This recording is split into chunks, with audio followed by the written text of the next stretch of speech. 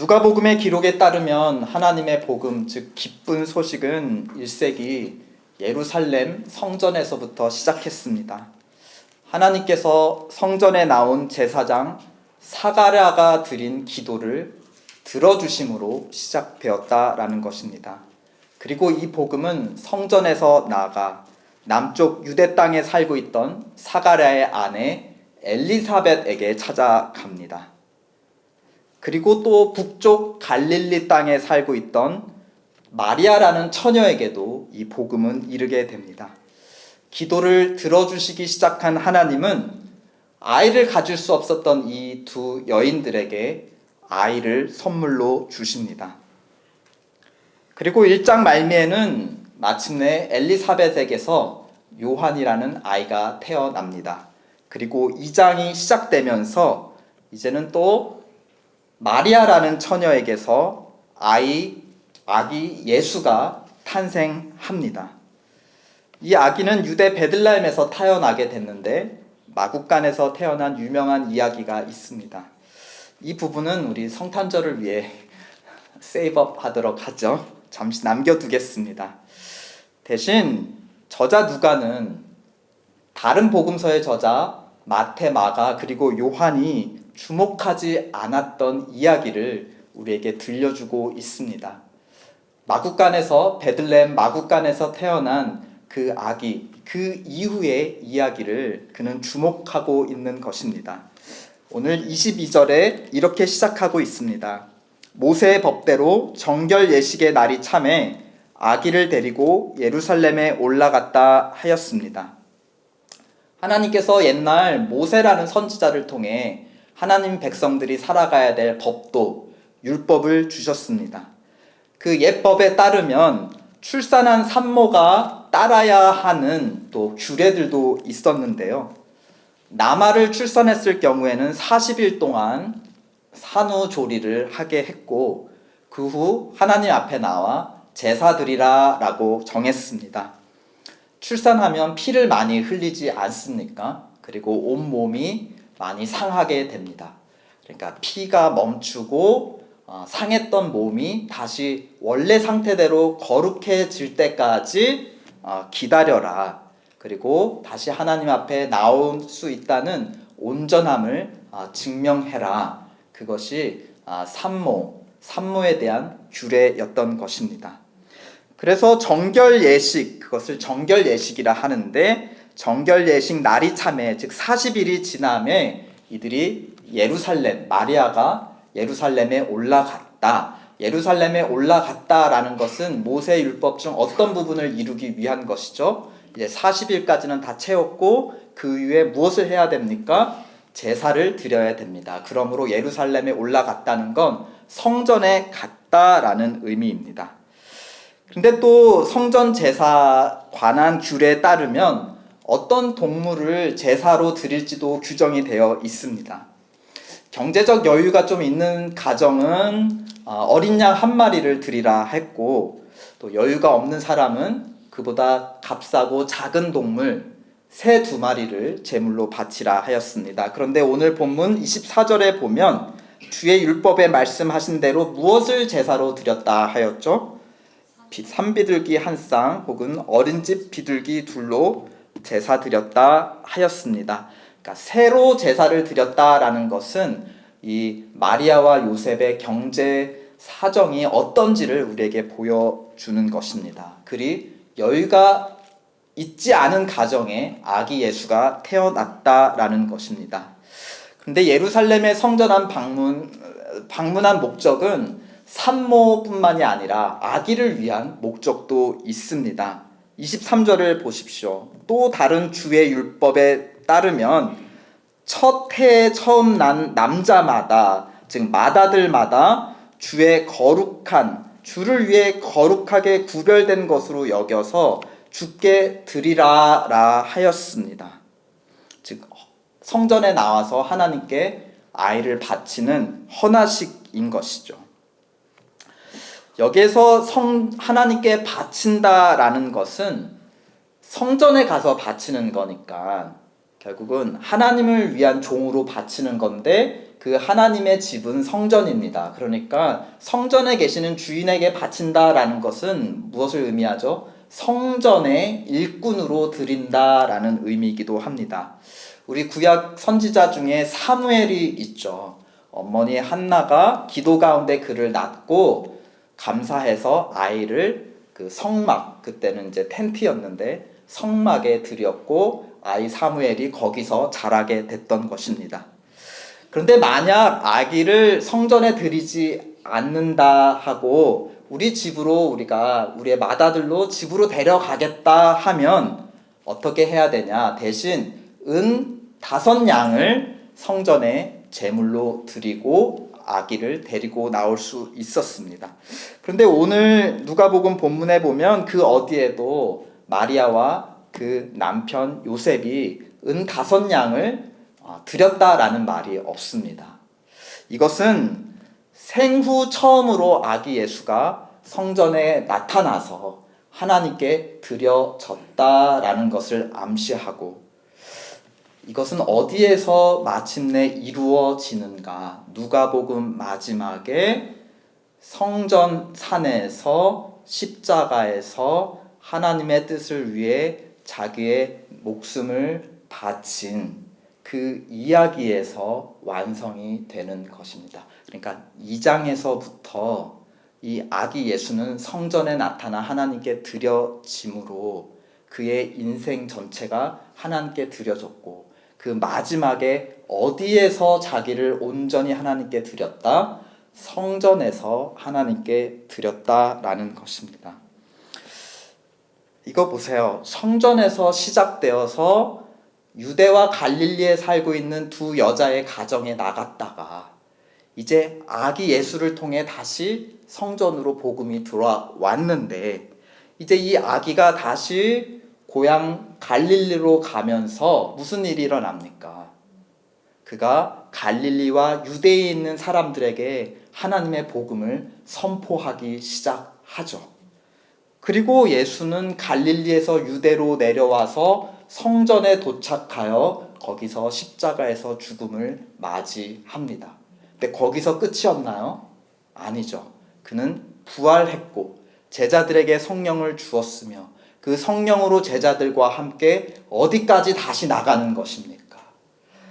사도행전 1장 8절 오직 성령이 너에게 임하시면 너희가 권능을 받고 다시 유대와 사마리아와 땅끝까지 이르러 내 증인이 되리라 하셨습니다.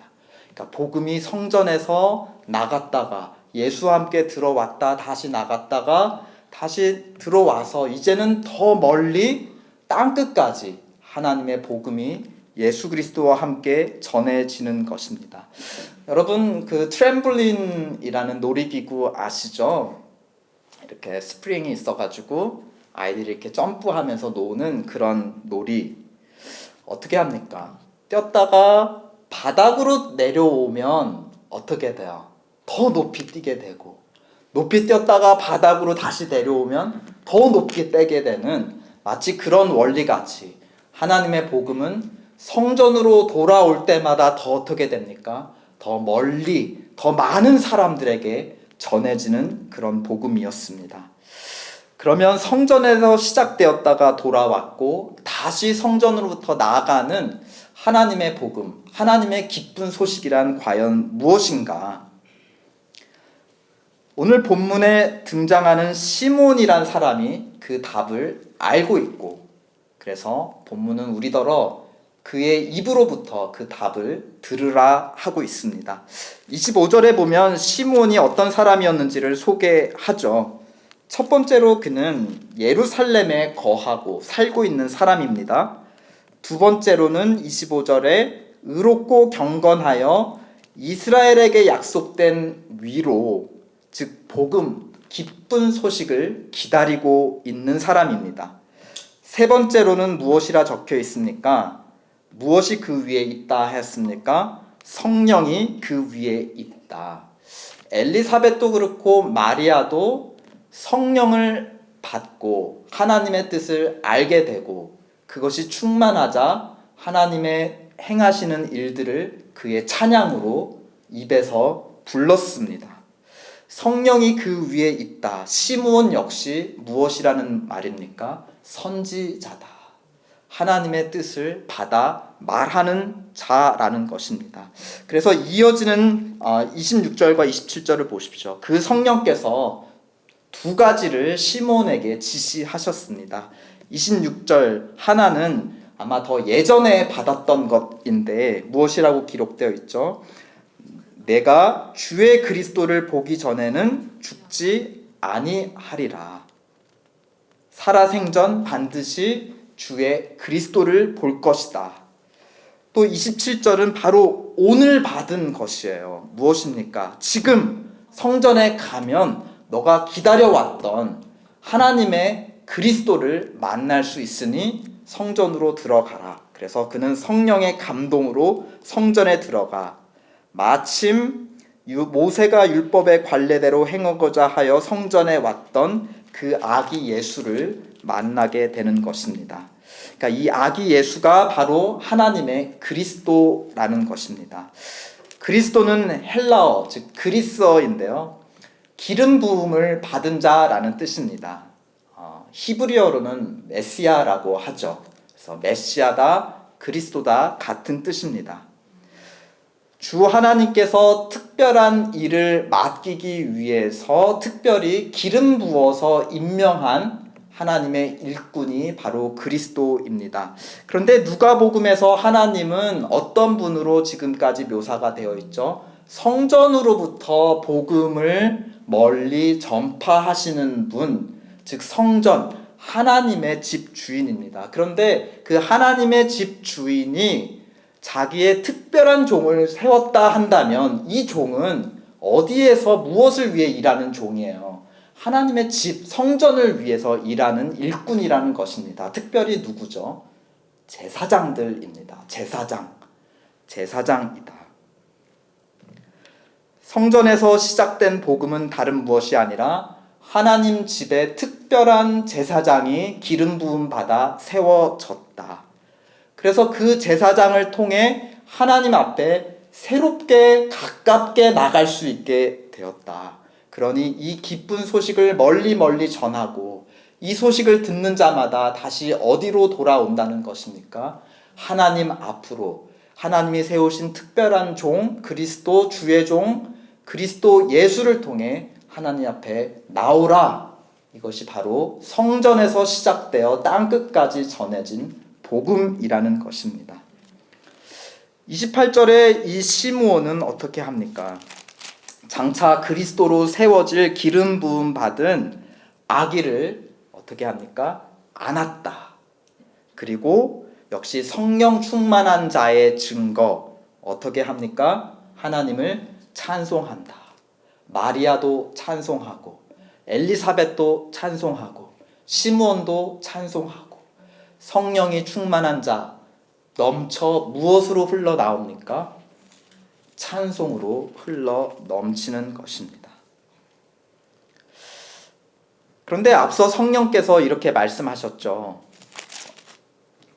26절에 네가 주의 그리스도를 보기 전에는 죽지 않을 것이다. 그런데 지금 그는 주의 그리스도가 될 자를 안고 보고 있습니다. 다른 말로는 무엇입니까? 이제 죽을 때가 가까웠다. 그런데 이 시므온은 슬퍼하는 게 아니라 도리어 기뻐하며 하나님을 찬송하기 시작했다. 죽음을 알게 된 그 두려움과 슬픔보다 하나님께서 그리스도를 마침내 이 땅에 보내주시고 제사장으로 세워주셨다. 이 소식이 더 컸다. 이 기쁨이 그의 슬픔을 이겼다. 그리고 그 입에서 찬송이 나왔다라는 것입니다. 바로 기쁜 소식, 하나님의 복음이 시므온에게 임했다라는 것이죠.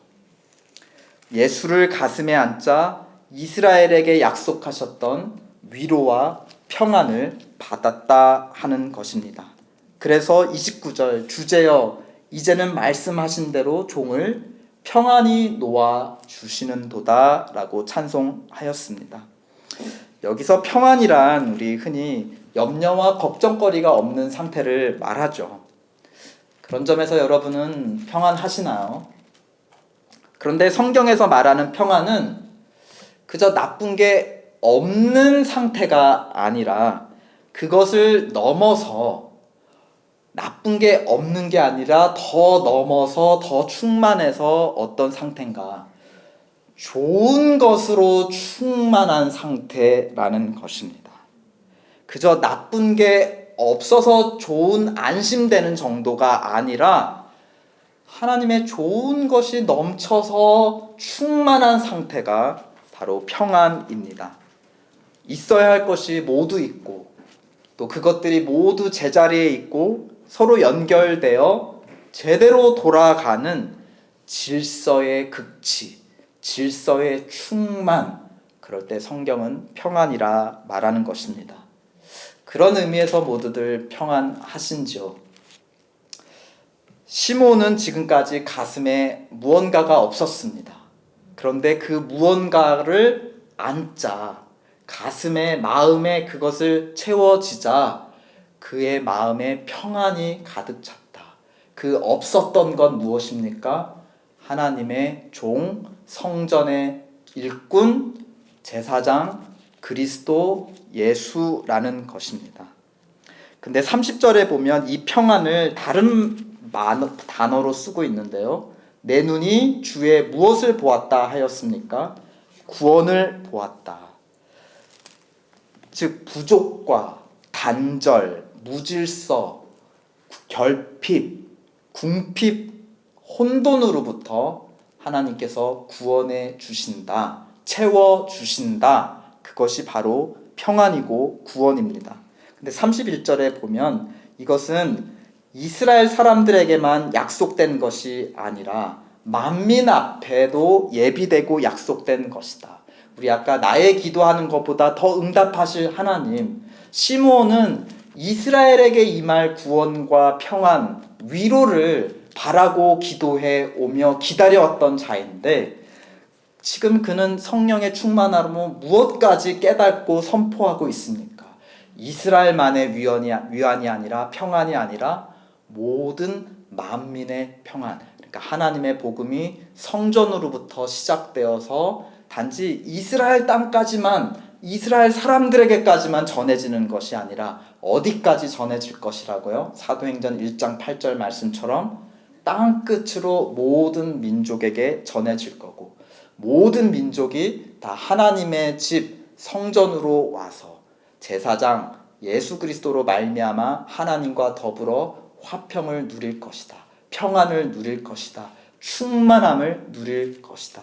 단순히 걱정과 염려가 없는 정도가 아니라 하나님과 새로운 관계와 기쁨으로 충만해질 것이다. 진정한 평안, 진정한 샬롬을 누리게 될 것이다.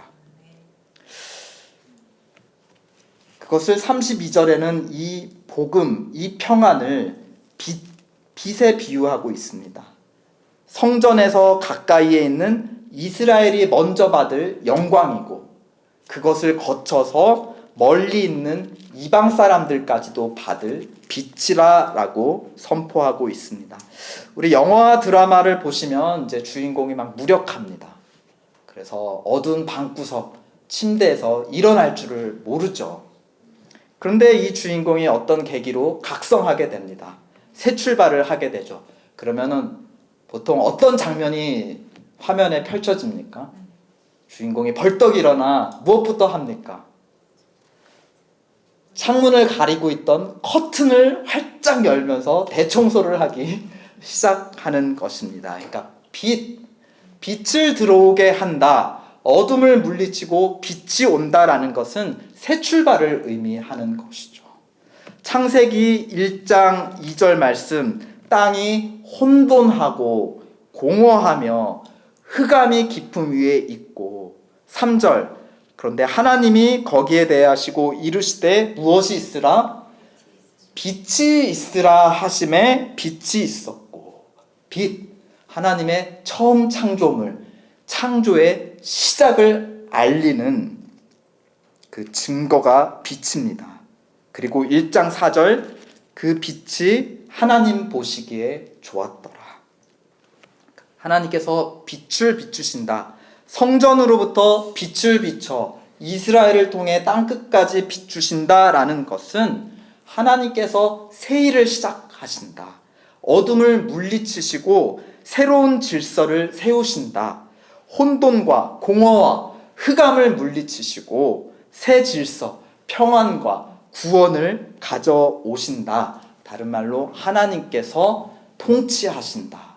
하나님이 다스리신다라는 것입니다.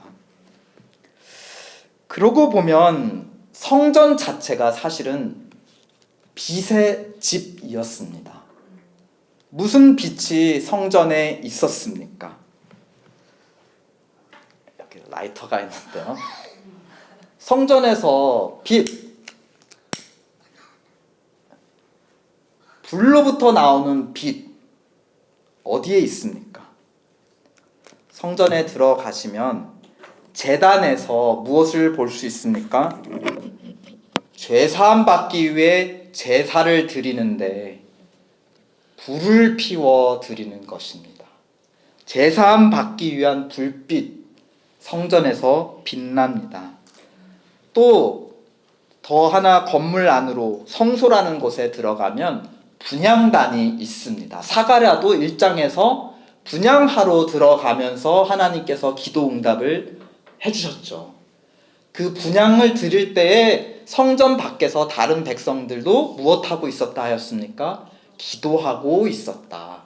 그러니까 분향단이 의미하는 것은 연기가, 그 불이 피어서 연기가 하늘로 올라가듯 성도의 기도, 그것을 제사장이 대표로 하나님께 향을 피워서 기도를 올려드리는 것입니다.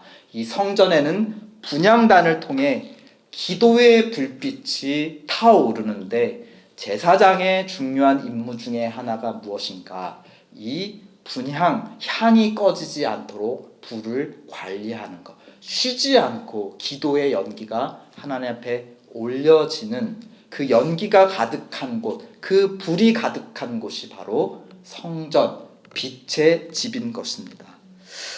또 성전에 가면 7 등잔이 있어서 감난 기름을 통해 7개의 가지 잔을 한 촛대에 7가지가 나와서 그 등잔이 있고 기름으로부터 불빛이 올라옵니다. 성전에는 창문이 없어요. 그러니까 무엇이 이 어두운 성전을 밝히는 빛이라는 것입니까? 이 7 등대의 불빛은 성전을 밝히는 빛, 하나님의 임재를 상징하는 빛인데 이 빛 역시 제사장들 꺼지지 않도록 관리하는 것이 제사장들의 중요한 의무입니다. 하나님의 임재가 사라지지 않는다. 부재하지 않는다. 바로 성전은 제단의 빛, 또 분향단의 빛, 그리고 7 등잔의 빛이 꺼지지 않는 빛의 집이라는 것입니다.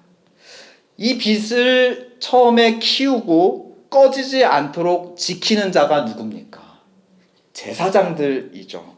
그런데 하나님께서 자기 아들 예수를 그리스도로 세우셔서 새 제사장으로 세우셨다. 그래서 하나님이 시작하신 새로운 빛을 키우고 지키기 시작하신다라는 의미입니다. 그리스도 예수를 통해 우리의 죄를 사해 주신다. 그리스도 예수의 이름으로 드려주는 우리의 기도를 하나님이 들어 응답하신다. 또 예수 그리스도를 통해 하나님의 임재가 끊임없이 우리의 마음 성전에 불빛으로 임재하신다. 성령의 불로 임재하신다. 우리의 죄를 사하시고 기도를 들어주시고 우리와 함께 하신다. 이 모든 것을 요약하면 그리스도 예수 하나님의 독생자로 말미암아 하나님의 원수되었던 우리 모두를 하나님의 양자녀, 양자와 양녀로 삼아 주신다. 이 복음의 빛이 성전으로부터 시작하여 이제 땅끝까지 터져 나가는 것입니다.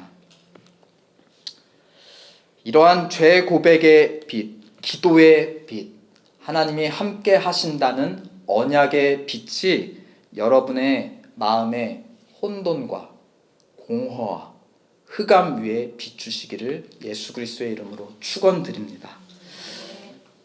언제 이것이 가능한가? 제사장 예수 그리스도를 시므온은 안았습니다. 안았을 때 그에게 평안이 임했고 입에 찬송이 임했습니다.